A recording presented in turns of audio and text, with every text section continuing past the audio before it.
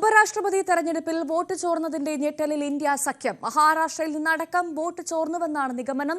പ്രതീക്ഷിച്ചതിനേക്കാൾ 13 വോട്ടുകൾ അധികം നേടിയാണ് CP രാധാകൃഷ്ണൻ രാജ്യത്തിന്റെ 15ാം ഉപരാഷ്ട്രപതിയായി തെരഞ്ഞെടുക്കപ്പെട്ടത്. രാകേഷ് വിവരങ്ങളുമായി ചേരുന്നു. രാകേഷ്, ഇതുപോലൊരു ഐക്യം ഇതിനു മുൻപ് കണ്ടിട്ടില്ല എന്നാണ് ജയറാം രമേശ് അടക്കം പറഞ്ഞ് നമ്മൾ കേട്ടതാണ്. പക്ഷെ അതിന് അധികം ആയുസ് ഉണ്ടായിരുന്നില്ല. പ്രതിപക്ഷത്തിന് കനത്ത തിരിച്ചടിയാണ് നേരിട്ടത്. ഈ വോട്ട് ചോരിയിൽ പ്രാഥമിക നിഗമനം എന്താണ് പ്രതിപക്ഷത്തിന്റെ? ഭവ്യ 152 വോട്ടുകളുടെ ഭൂരിപക്ഷത്തിലാണ് CP രാധാകൃഷ്ണൻ ഇന്ത്യയുടെ 15ാമത് ഉപരാഷ്ട്രപതിയായി വിജയിച്ചത് അല്ലെങ്കിൽ തെരഞ്ഞെടുക്കപ്പെട്ടത്. കാരണം കണക്കുകൾ നോക്കുമ്പോൾ 140-ൽ താഴെ മാത്രമേ CP രാധാകൃഷ്ണന്റെ ഭൂരിപക്ഷം വരികയുള്ളായിരുന്നു. പക്ഷേ അവിടെ നിന്ന് മാറി കൂടുതൽ വോട്ടുകൾ സമാഹരിക്കാൻ അദ്ദേഹത്തിന് സാധിച്ചു, NDAക്ക് സാധിച്ചു. കണക്കുകൾ തന്നെ വിശദമായി പരിശോധിക്കാം. കാരണം ആകെ ഇലക്ടറൽ കോളേജ് ആകെ വോട്ട് എന്ന് പറയുന്നത് 781 അതിൽ തന്നെ പോൾ ചെയ്ത വോട്ടുകൾ അത് 767 അസാധുവായത് 15 അത് മാറ്റി നിർത്തിക്കഴിഞ്ഞാൽ സാധുവായ വോട്ടുകൾ 752. അതിൽ തന്നെ 452 വോട്ടുകളാണ് CP രാധാകൃഷ്ണൻ സ്വന്തമാക്കിയത്.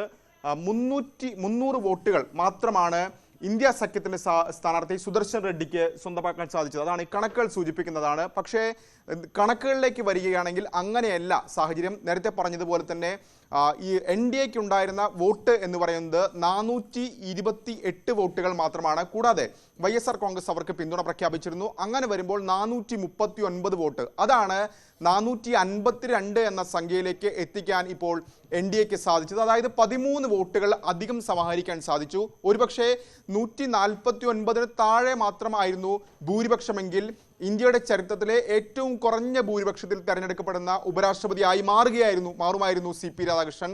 പക്ഷേ അങ്ങനെയല്ല ഉണ്ടായത്. 2002-ൽ ബൈരോൺ സിംഗ് ഷെഖാവത്താണ്, അന്ന് വാജ്പേയി സർക്കാരിന്റെ കാലമാണ്. ആ കാലത്താണ് 149 വോട്ടിന് പ്രതിപക്ഷ സ്ഥാനാർത്ഥിയായ സുശീൽ കുമാർ ഷിൻഡെയെ പരാജയപ്പെടുത്തുന്നത്.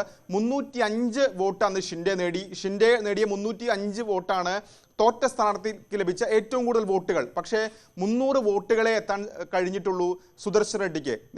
ഭവ്യ സൂചിപ്പിച്ചതുപോലെ തന്നെ ഈ വോട്ടെടുപ്പ് പൂർത്തിയായ 5 മണിക്ക് തന്നെ ഐക്യം കണ്ട തെരഞ്ഞെടുപ്പാണ്. 315 വോട്ടുകളും പോൾ ചെയ്തു ഇന്ത്യ സഖ്യത്തിന് എന്നൊരു കണക്കുമായി കോൺഗ്രസ് നേതാവ് ജയറാം രമേശ് രംഗത്ത് വന്നിരുന്നു. സത്യത്തിൽ ഈ 315 എന്നുള്ളത് ഒരു കോൺഗ്രസിന്റെ അല്ലെങ്കിൽ ജയറാം രമേശിന്റെ ഒരു നരേറ്റീവ് മാത്രമാണ്.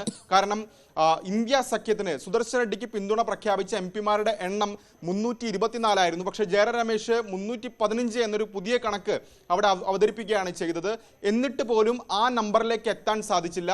15 വോട്ടുകൾ അസാധുവായത് മുഴുവൻ വോട്ടുകളും ഇന്ത്യ സഖ്യത്തിന്റെ ആണെന്ന് കണക്ക് കൂട്ടിയാൽ പോലും അവിടെ വോട്ട് ചോർന്നിട്ടുണ്ട്.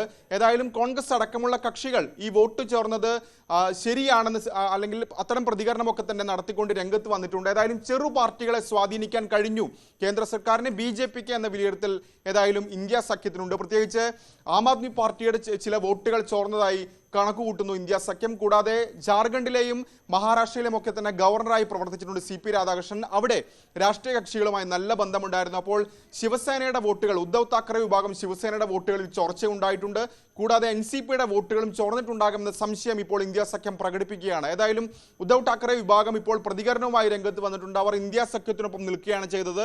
ഏതായാലും വോട്ട് ചോർന്നിട്ടില്ല എന്ന പ്രതികരണം അവർ നടത്തിയിട്ടുണ്ട്. ഏതായാലും 13 വോട്ടുകൾ അധികമായി നേടാൻ കഴിഞ്ഞത് BJPയെ സംബന്ധിച്ച്, കേന്ദ്ര സർക്കാരിനെ സംബന്ധിച്ച് വലിയ ആത്മവിശ്വാസം നൽകുന്നതാണ്. ഏതായാലും കൂടുതൽ പ്രതികരണങ്ങൾ സ്വാഭാവികമായും ഈ വിഷയത്തിൽ ഇനി ഇന്ത്യ സഖ്യത്തിന്റെ ഭാഗത്ത് നിന്ന് വരേണ്ടിയിരിക്കുന്നു. ഭവ്യ. ശരിയാ രാകേഷാണ് വിവരങ്ങൾ നൽകിയത്. വോട്ടർ പട്ടിക